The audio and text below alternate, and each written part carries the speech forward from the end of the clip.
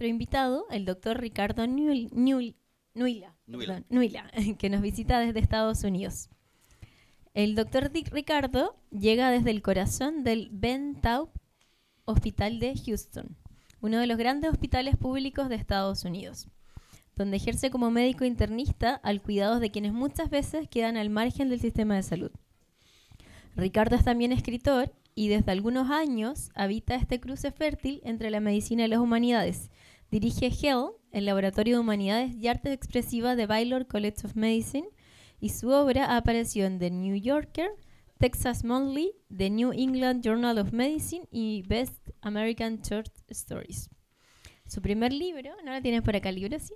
The People Hospital, Hope and Peril in American Medicine, fue elegido uno de los mejores del 2023 por Amazon, The Washington Post y Kirkus Reviews. Nos emociona especialmente compartir que el doctor Ricardo se inscribió a las jornadas como un invitado más, y cuando lo vimos que iba entre la lista que iba a estar aquí, la PAME le escribió rápidamente y le pidió que estuviera no solo entre nosotros, sino aquí compartiendo esta conferencia. Así que le damos un gran aplauso y les agradecemos. Muchas gracias. Eso. Gracias, doctora Joffre, por invitarme. Gracias a todos. Muchísimas gracias por esta maravillosa conferencia. Visitar Latinoamérica para hablar sobre medicina narrativa es un sueño hecho realidad. De hecho, es la confluencia de muchos sueños, ya que soy médico de tercera generación y busco constantemente comprender y dar sentido a mis raíces. Mi abuelo trabajó como pediatra para niños de clase media en San Salvador. Se crió en una granja en Cojutepeque, a donde regresó como médico general después de estudiar medicina en la capital. Se hizo amigo de los misioneros protestantes de la zona, quienes le comentaron que los hospitales estadounidenses necesitaban urgentemente médicos extranjeros para cubrir las vacantes dejadas por la Segunda Guerra Mundial. Mi abuelo se formó como pediatra en el Hospital Infantil de Chicago y luego recibió una beca de especialización en salud pública, lo que antes se llamaba enfermedades infecciosas, en la Universidad de Harvard. No estamos seguros, pero es posible que haya sido el primer salvadoreño en completar ese programa. Posteriormente, regresó para abrir su consulta pediátrica en San Salvador. Mi padre era todo lo contrario. En 1977 se graduó de la Facultad de Medicina en San Salvador tras un año de servicio social obligatorio en el pueblo de Suzuntepeque. Ingresó en un programa de residencia quirúrgica,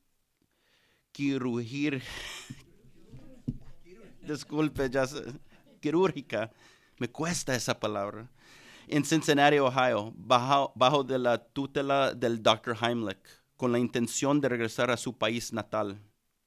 Pero las cosas no salieron como esperaba. El Salvador se sumió en una brutal guerra civil. Su interés cambió de la cirugía general a la obstetricia y la cirugía pélvica femenina. Nací yo y luego mi hermana. Tras completar la residencia, mi padre se encontró con una economía difícil. Regresar a casa con una familia joven parecía una opción arriesgada. Así que aceptó un trabajo en Wichita, Kansas, donde recuerdo que nuestros amigos eran familias de médicos de México y Cuba. Finalmente nos mudamos a Houston, donde abrió una consulta privada de obstetricia, ¿cómo se dice? Obstetricia, disculpe, ¿no? y ginecología, y donde yo comencé mi propio camino para convertirme en médico. Así pues, para mí, la medicina siempre ha existido en algún punto entre Latinoamérica y Estados Unidos. Es una de las razones por las que trabajo en el Hospital Público de Houston, el Hospital Ben Taub.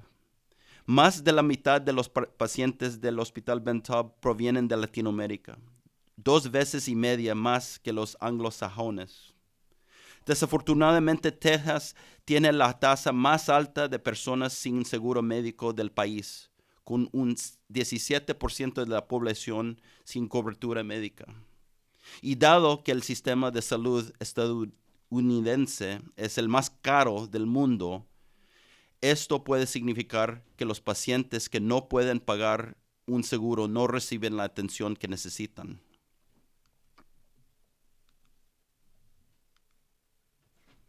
Los hospitales públicos en Estados Unidos no son muy comunes. En lugar de usar fondos públicos para construir hospitales, el gobierno federal aprobó una ley en 1986 que obligaba a todos los hospitales a estabilizar a los pacientes en situaciones de emergencia, incluso si no podían pagar. Esta ley no contemplaba financiación. Los hospitales sin fines de lucro son el tipo más común. A menudo funcionan como hospitales con fines de lucro. Para obtener beneficios fiscales, se supone que estos hospitales deben brindar atención a las personas sin seguro médico, pero la ley no se aplica y los hospitales han optimizado sus métodos para atender las necesidades de estabilización aguda de los pacientes, para cumplir con la ley de emergencias e ignorar las causas crónicas y subyacentes de las enfermedades. En Estados Unidos, la creencia generalizada es que si uno tiene seguro médico, recibe buena atención, y que si acude a un hospital público, recibe una atención pésima. Sin embargo, en 2015, el hospital público donde trabajó Ben Taub fue reconocido por tener el tiempo de atención más rápido del país desde la llegada del paciente hasta la angioplastia para el tratamiento de un infarto agudo de miocardio con elevación del segmento STEMI. Esta estadística planteaba la siguiente pregunta: ¿cómo es posible que un hospital sobrecargado de pacientes sin seguro que enfrentan enormes problemas sociales, con solo 3 mesas de cateterismo, supere al resto de las decenas de hospitales del Centro Médico de Texas? Durante mis 20 años en el Hospital Ben Taub, escuché a varios médicos, muchos de los cuales también trabajan en otros hospitales, preguntarse en voz alta si la atención en el hospital público era mejor que en los lujosos y costosos hospitales privados. La estadística, por lo tanto, se volvió bastante simbólica. Si un hospital público que no busca el lucro podía brindar la mejor atención médica en una de las situaciones clínicas más difíciles, ¿qué implicaciones tendría esto para el sistema de salud estadounidense? Es una pregunta que decidí explorar a través de las vidas de 5 de mis pacientes. A los 5 se los negó la atención médica necesaria cuando lo necesitaban. Los 5 terminaron en el Hospital Ben Taub. ¿Cuáles son los resultados de estos pacientes en el hospital público? ¿Cuáles son sus experiencias? Me gustaría leerle un fragmento del comienzo del libro que escribí y que explora esta cuestión.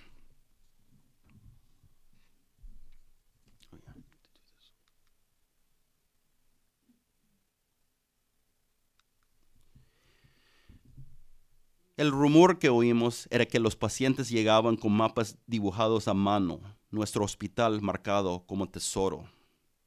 La distinguida dama nigeriana que respondía, sí doctor, a todo, cáncer de mama metastático. El chico de pelo negro que calzaba Converse All-Stars rojas y vestía una camiseta de Judas Priest que ceñó Ciudad de México, leucemia linfocítica. La abuela con el sari enganchado en las barandillas de la cama, dolor torácico real, posible necesita bypass. Permanecíamos junto a las camas de estos pacientes, anotábamos sus historias clínicas, nos disculpábamos por examinarlos con las manos frías. Solicitábamos análisis de sangre, interpretábamos electrocardiogramas, revisábamos sus tomografías, ingresábamos los diagnósticos. No éramos solo médicos. Entre nosotros había enfermeros, trabajadores sociales, técnicos de rayos X y aquellas personas que recorrían los pasillos de arriba a abajo en plena noche, encerrando los pisos. Algunos de nosotros llevábamos batas blancas de mangas deshilachadas y bolsillos rotos, otros uniformes médicos con nuestros nombres bordados. En nuestros peores momentos nos volvimos tribales. Ya no éramos nosotros, sino ortopedia, medicina interna, cirugía plástica o los enfermeros de 4A. Solo nos hacíamos cargo de la unidad. Sin embargo, la mayoría de las veces las necesidades de nuestros pacientes eran tan urgentes que encontrábamos la manera de trabajar como un solo equipo. Encontramos la forma de hacer que las cosas funcionaran. Falta de dinero para los medicamentos, buscábamos en Google la lista de medicamentos en descuento en Walmart. Músculos demasiado débiles, desrentábamos un andador reacondicionado del sótano. Moribundo, sin hogar y solo, recurríamos a un favor del centro de cuidados paliativos que solía ser una mansión de estilo Tudor.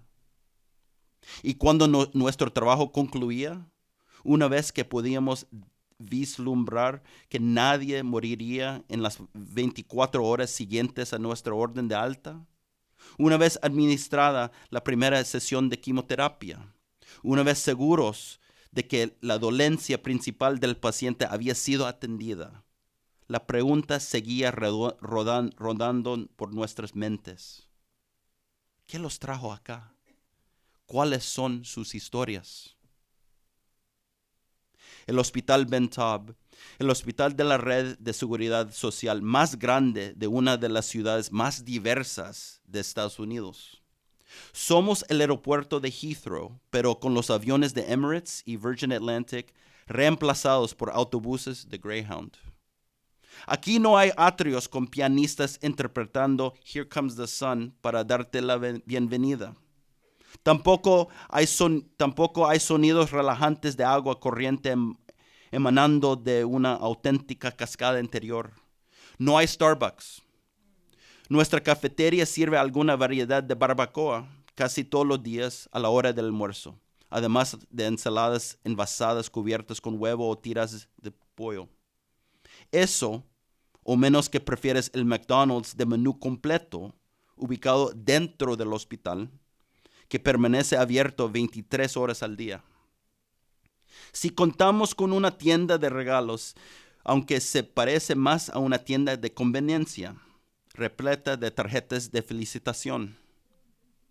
No de esas llenas de juegos de palabras ingeniosos, sino más bien del tipo que transmite el mensaje directo, condolencias, disponibles también en español. Si escribes Ben Taub en Google Maps, lo encuentras apretado entre el zoológico de Houston y las otras 30 instituciones que conforman al Texas Medical Center, la mayor concentración de instalaciones médicas del mundo. Algunas de las innovaciones más importantes en el campo de la medicina fueron inventadas en esta metrópolis médica. El primer bypass exitoso. El primer trasplante de corazón artificial. El primer corazón artificial sin latido. Imagínatelo. Nada de pum, pum, pum, solo un zumbido constante. El primer implante mamario de silicona. Una de las primeras ambulancias aéreas civiles. El niño burbuja. Todo acá. No es que los pacientes de Ben Taub sepan esto. Quizás alguno haya oído que el Hospital MD Anderson está clasificado como el mejor del país en atención oncológica, o que en el Houston Methodist uno podría tener la suerte de ser operado de la próstata por un robot. Los anuncios de televisión también se emiten en español. Es posible que por las noches nuestros pacientes miren a través de sus ventanas y contemplen el resplandor de tantos edificios nuevos de cristal. Algunos de esos edificios llevan el nombre de jeques multimillonarios que venden el petróleo que se convierten en la gasolina que esos mismos pacientes consumen. Lo más probable es que estén mirando hacia el zoológico, hacia el estacionamiento y a la parada de autobús, preguntándose cómo llegarán a casa. El libro surgió de forma natural a partir de las conversaciones que tuve con mis pacientes. Trabajo como médico hospitalario, así que coordino la atención de las personas, consulto a especialistas cuando es necesario y elaboro planes para abordar las enfermedades. Cuanto más tiempo pasaba con los pacientes, más curiosidad sentía por sus vidas.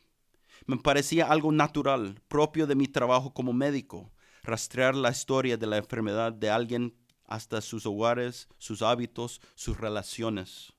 Empecé a darme cuenta de que las historias de mis pacientes no solo me ayudaban a diagnosticar sus enfermedades, sino que también me ayudaban a reflexionar sobre estas cuestiones más profundas. También me ayudaron a reflexionar sobre mis propias raíces en Latinoamérica. A continuación leeré un poco de la historia de una de esas pacientes, Roxana.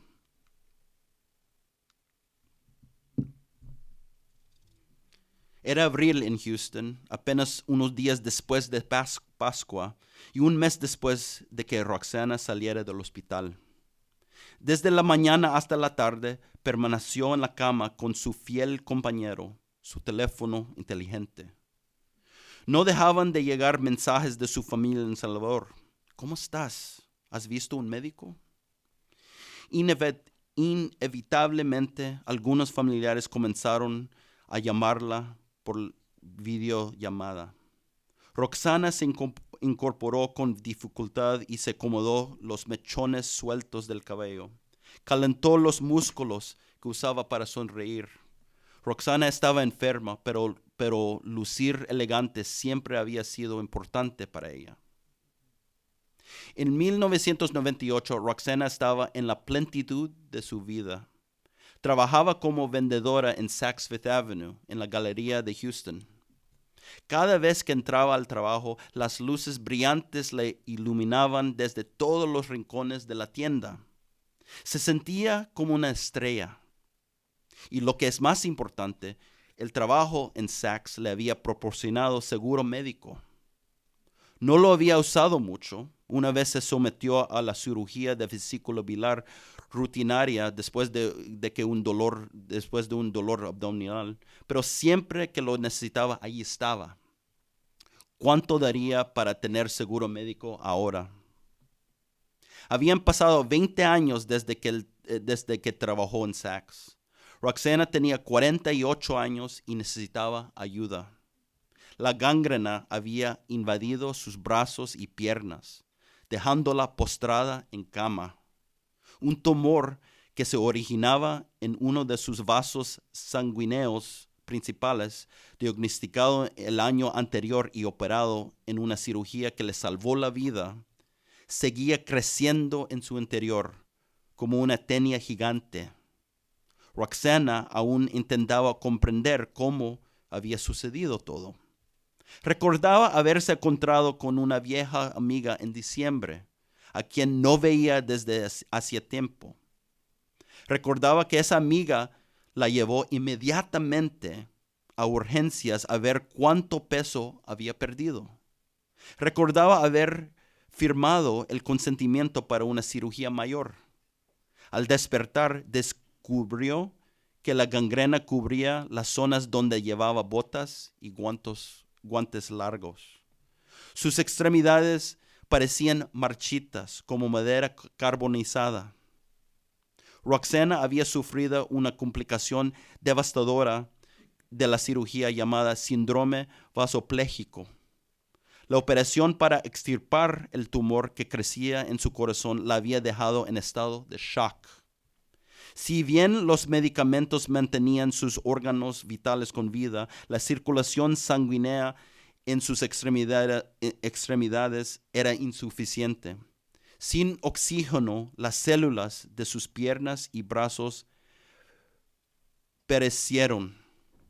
Como resultado, Roxana ahora llevaba estos restos muertos adheridos a su cuerpo. Roxana sentía el peso de los miembros muertos incluso en los movimientos más leves, por ejemplo, al sostener el teléfono para las videollamadas. Intentaba mantener la cámara enfocada en su rostro y no en las extremidades. Verlas en la pantalla la hacía sollozar.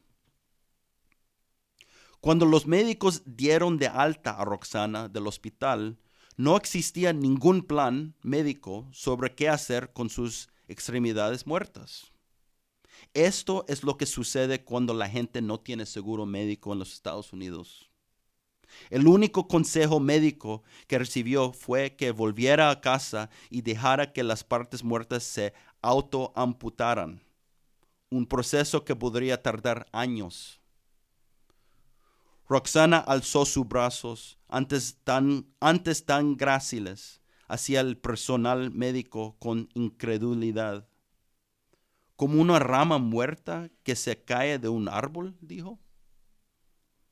Estas eran las muñecas que una vez lucieron brazaletes de diamantes y perfumaron a una clientela selecta.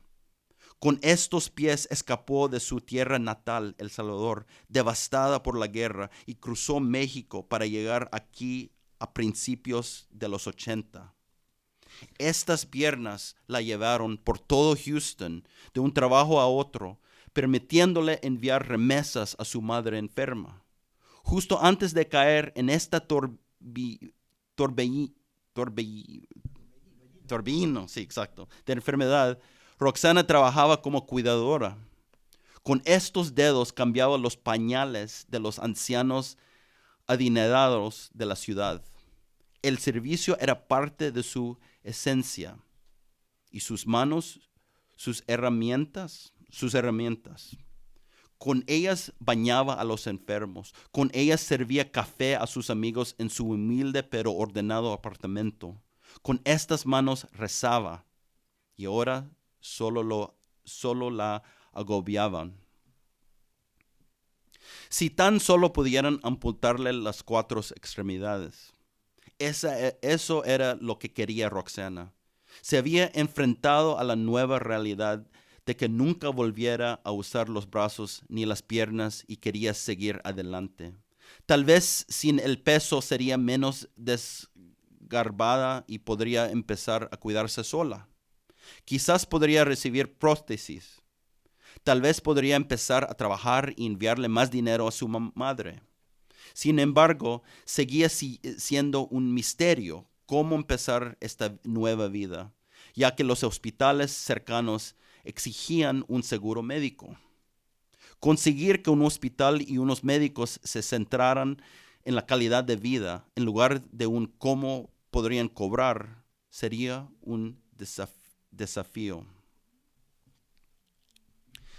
Dado que la gangrena en los brazos de Roxana no se consideraba una emergencia, ningún hospital sin fines de lucro se los amputaría. Necesitaba recibir atención en el hospital público donde trabajo. Muchos latinos la necesitan. Houston es una ciudad diversa con una fuerte presencia latinoamericana. Los latinos representan el 45% de la población, el grupo más numeroso. Los impuestos que pagan los propietarios de Houston, que ascienden a más de $1,000 millones, cubren aproximadamente el 36% del gasto total del sistema público de salud, del que forma parte del Hospital Ben Taub. Esto incluye clínicas especializadas y de atención primaria en toda la ciudad. Pero el sistema de protección social tiene sus limitaciones.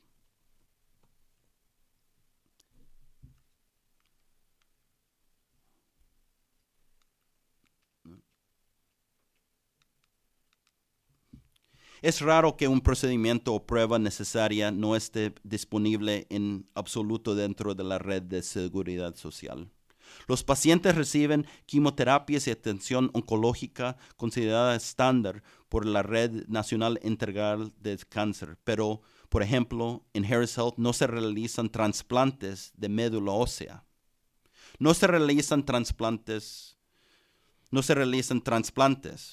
Los costos de estos procedimientos, que incluyen la infraestructura y el personal para seleccionar, realizar y supervisar el éxito de estas intervenciones, harían demasiado difícil costear todas las demás terapias que ofrece la red de seguridad social.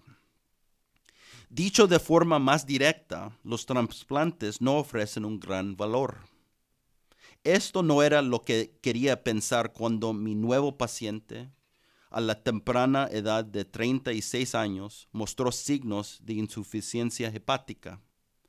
Todo utilitarismo fracasa cuando uno encuentra en contacto con una persona excluida por el sistema. Y así fue con Jerónimo y su madre Emma. Harris Health ofrecía mucho a las personas necesidades, pero habíamos llegado al límite de la red de seguridad social.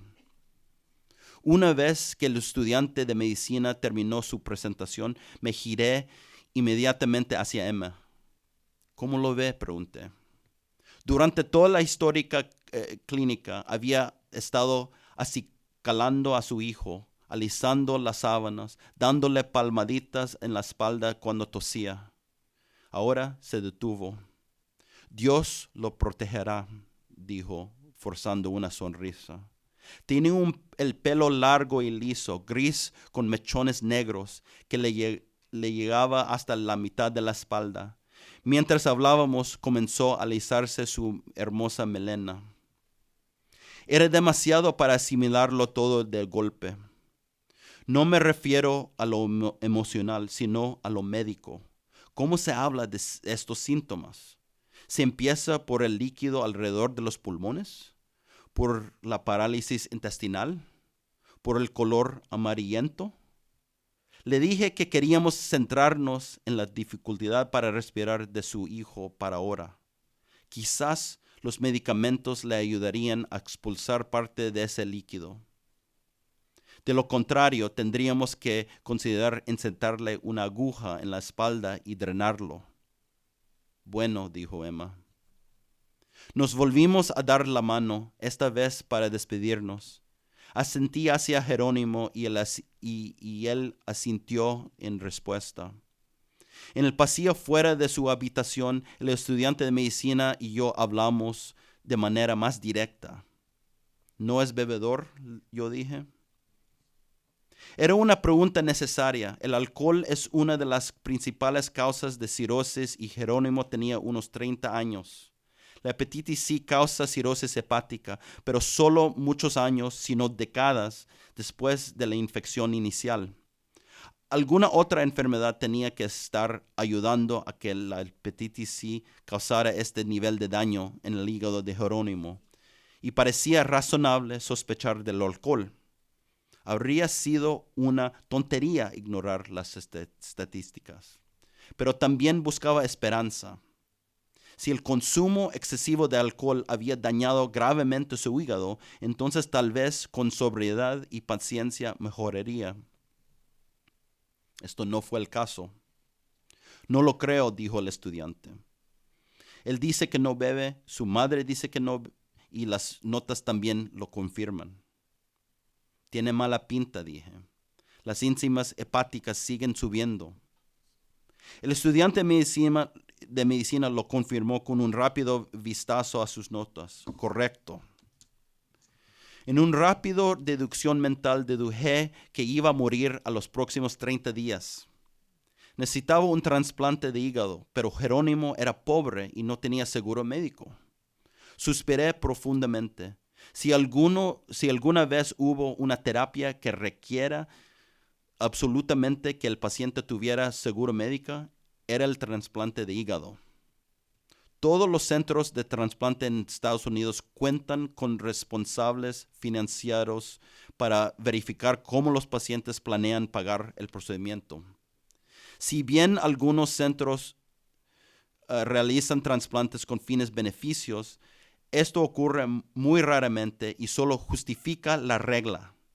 No se puede recibir un trasplante de hígado en Estados Unidos a menos que se tenga suficiente dinero para pagar el costo inicial estimado de $500,000 o que se cuente con un seguro médico suficiente.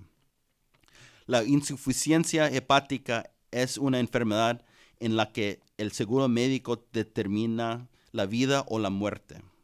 Las personas que reciben un trasplante tienen un 75% de probabilidades de sobrevivir a los 5 años.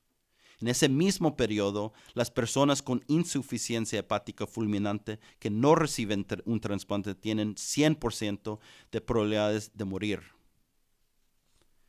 Resignado, comprobé que mis datos fueron correctos. Supongo que no tiene cobertura, pregunté. El estudiante de medicina me miró fijamente. Era alto con el pelo corto y siempre fruncía el ceño mientras escuchaba mis preguntas. Correcto, dijo. Antes tenía Medicaid. ¿Qué? Las notas permanecieron junto al estudiante de medicina. Esta vez ni siquiera me miró, solo frunció el ceño de nuevo. Tuvo Medicaid durante un mes y luego se lo quitaron, dijo. Regresamos a la habitación. Estaba tal como la habíamos dejado. Emma cuidaba de su hijo y el recipiente se llenaba lentamente, emitiendo un brillo amarillo. Señora, dije, ¿tenía Medicaid? Antes, respondió ella. Se sentó junto a su hijo. Se lo quitaron. Lo que Emma nos acababa de contar era vital por 2 razones. Primero, confirmaba que Medicaid, el seguro médico público para personas de bajos recursos, lo había considerado elegible en el pasado. Se lo habían quitado porque ganaba demasiado. Y si sus ingresos hubieran disminuido durante su enfermedad, si Jerónimo había tenido cobertura de Medicaid antes, ¿podría obtenerlo de nuevo? Necesitamos contactar el trabajador social lo antes posible, le dije al estudiante de medicina. Empezó a atonarlo, pero luego solo asintió. Necesitamos ver si puede volver a calificar para Medicaid. La vida se le escapaba de las manos a Jerónimo, todo por unos pocos dólares extra en el cheque de discapacidad, al parecer. Pero el hecho de que en el pasado hubiera calificado para Medicaid infundió la esperanza de que tal vez la vida de Jerónimo aún pudiera salvarse. El equipo médico emprendió la búsqueda de la cobertura para nuestro paciente. Esa es la labor en el hospital público en los Estados Unidos. No solo brindar atención médica, sino hacer todo lo posible para ayudar a nuestros pacientes, incluso si eso implica buscar cobertura de seguro. En el caso de este paciente en particular, terminamos escribiendo con urgencia a su representante en el Congreso. No puedo evitar pensar que mi conexión con Latinoamérica y su rica tradición médica, como la de Chile, me infunde conciencia. El autor Joseph Conrad definió el arte como un empeño único por hacer la justicia de más alta calidad al universo visible. Eso es lo que significa para mí la justicia epistémica, que nosotros, como médicos, intentemos narrar la historia de nuestro paciente con precisión y con miras a su salud. En Estados Unidos he comprobado que es más factible hacerlo en un hospital público. Gracias nuevamente por invitarme a su conferencia para escuchar diferentes historias de justicia contadas por médicos y profesionales de la salud comprometidos aquí en Latinoamérica. Es un honor conocerlos y compartir historias con ustedes. Gracias. That was really long.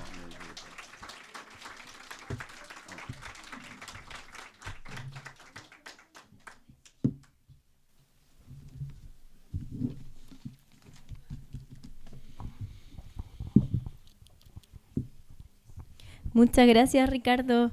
Hemos viajado mucho hoy día escuchando historias de distintos lugares y queríamos dar paso a las dos últimas preguntas. Cortitas, por favor. ¿Hay preguntas? ¿Hay manitos por ahí? No, ¿estamos todos claros? ¿Sí? Acá.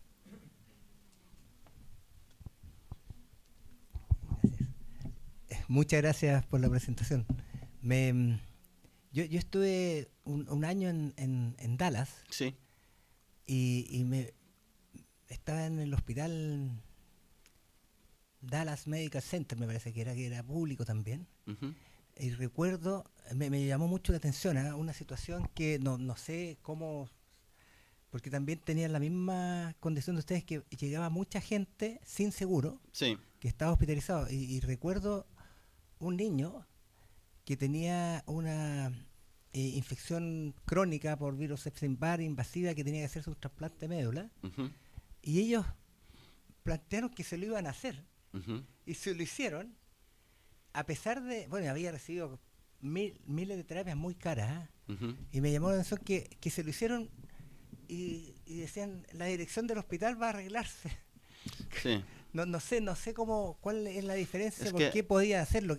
Ahora esto era en 1990. No, eso fue después que la ley en 1986 hizo que todos los hospitales tienen que estabilizar personas que llegan al hospital. Entonces, aunque sean inmigrantes o no tienen seguro o cobertura, entonces, como si los pero no hay nada que cómo se pagan los hospitales, como la ley no dice nada que cómo recuperan. Entonces, eso ha hecho que todos los hospitales, porque no hay cobertura para todos en los Estados Unidos, es demasiado caro por mucha gente. Entonces, que siempre hay mucho lo que no se puede como pagar de los hospitales. Entonces, ellos cobran más a la gente. Los precios son más altos para la gente que tiene cobertura. Entonces, eso genera un ciclo que es como lo más caro que es, lo menos que la gente puede pagar para cobertura. Hay más gente que no tiene cobertura. Entonces, pero sí se puede como alguna gente dice que eso es lo básico en los Estados Unidos, que si tienes emergencia a cualquier hospital, ellos tienen que hacer lo que tienen que hacer para estabilizarte, pero también hay diferentes hospitales como hay rurales que no tienen como los mismos recursos o no tienen los mismos, no ofrecen lo mismos como terapias. Entonces, por eso, bien diferente para todos los pacientes en los Estados Unidos. Está empeorando como es que hay un tipo de seguro que se llama Medicaid que es el gobierno federal con el gobierno de cada estado se juntan y ofrecen esta cobertura para personas de bajos recursos, pero cada estado puede decidir si quiere, qué puede ofrecer. Entonces, el estándar en Texas es muy bajo porque el estado no quiere pagar para personas de bajos recursos. Entonces, por ejemplo, si vives en Massachusetts, el Medicaid que te ofrecen es muy bueno, ¿verdad? Pero si vives en Texas, tienes que ganar no puedes calificar con trabajar. Y entonces no puedes vivir porque la vida es tan cara. Muchas gracias, Ricardo.